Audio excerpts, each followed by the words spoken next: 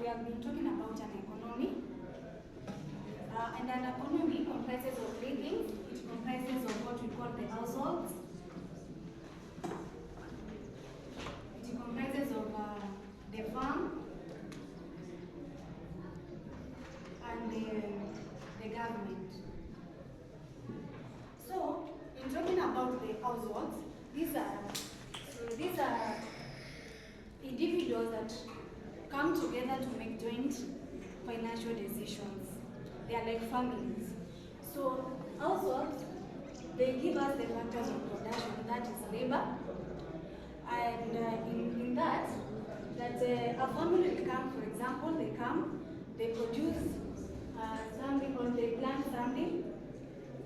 For example, like they plant the sugar cane, and then they take it to the farm. Now the farm, they will produce it using their resources, and then they will sell the household. And then the government, it comes in making those political decisions, the political policies that hold in an economy. So we go to what we call the concept of demand. The concept of demand. So when you talk about the concept of demand, it is basically the relationship between the prices and the quantities of commodities. So we have a term called the price of a good, and then we have the quantity of something. So for example, I would love to go and buy sugar today. So I want to buy 1 kg of sugar. So the amount that I'm willing to give to the person that mwenye anauza, or the person that is selling, is 120 shillings for 1 kg.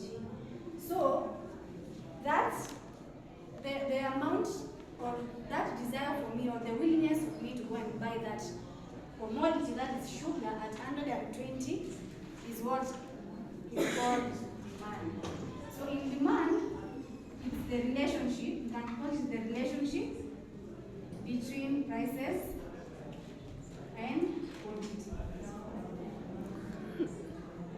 And so let us look at this relationship, how it will look like. I hope that you are seeing the board. I want you to be in a very clear form so that you can understand this relationship. So here we have quantity 1, quantity 2, and quantity 3.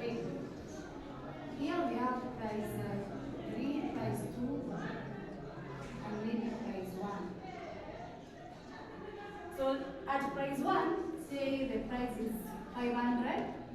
At price 2, let's say the price is 250. At price 3, let's say it is 125.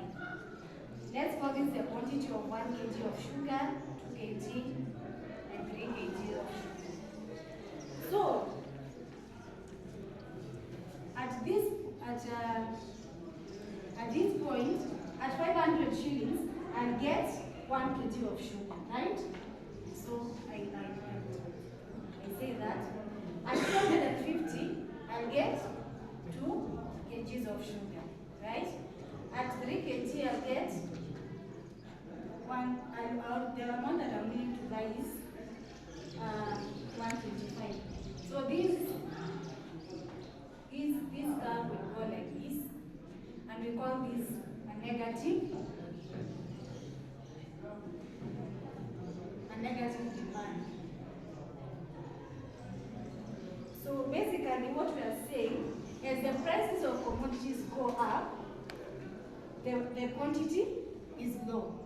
As the prices of things come low, the quantities increase. So that gives us to the law of demand. It says the higher the price of good, the lower the quantity. Okay? So then we will go to, there are some of the goods that will not hold this law. And so in those goods we call them or the curve is called the abnormal demand curve. This negative demand curve. So you find that not all goods will hold this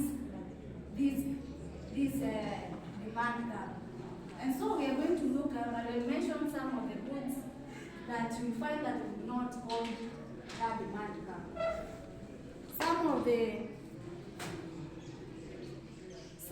exceptions of that demand curve, the demand curve is number one, what we call the inferior goods. Inferior goods, they are cheap necessary foodstuffs that provide, they are cheap necessary foodstuffs that consumers may give up a less essential complements to continue consuming the same amount of foodstuff. So you find out that the more that these people will spend on, the more the prices increases.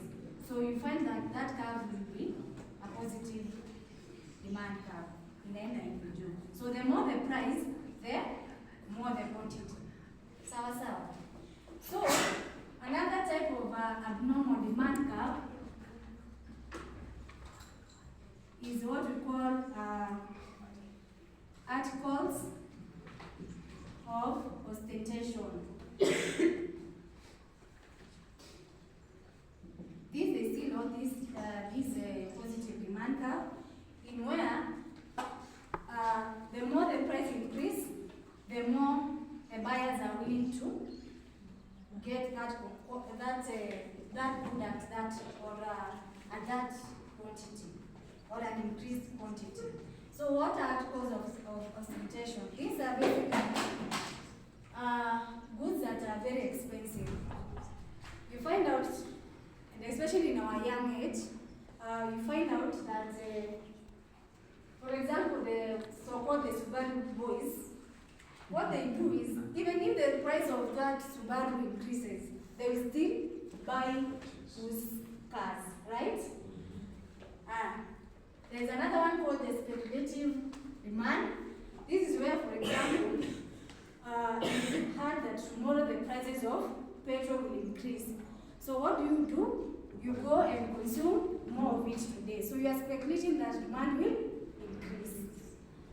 Then the other thing that will go to this curve is also what we call the necessities or good of necessity.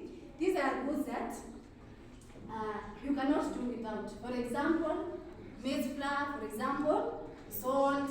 Those are things that you cannot go without or do without.